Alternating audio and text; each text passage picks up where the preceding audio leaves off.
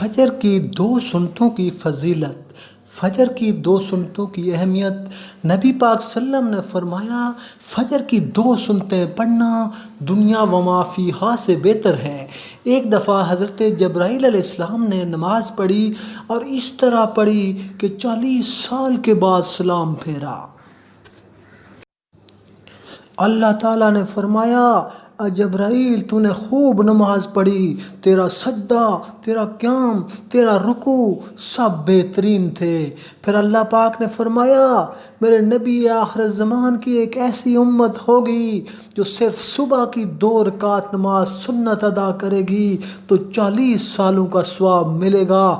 تو اس سے فجر کی 2 سنتوں کی فضیلت کا اندازہ آپ لگا سکتے ہیں، یعنی فجر کی 2 سنتوں کی اہمیت کا اندازہ آپ لگا سکتے ہیں کہ فجر کی 2 رکعت سنت، فجر کی 2 رکعت سنت فجر کی نماز میں ان کا کتنی بڑی اہمیت ہے۔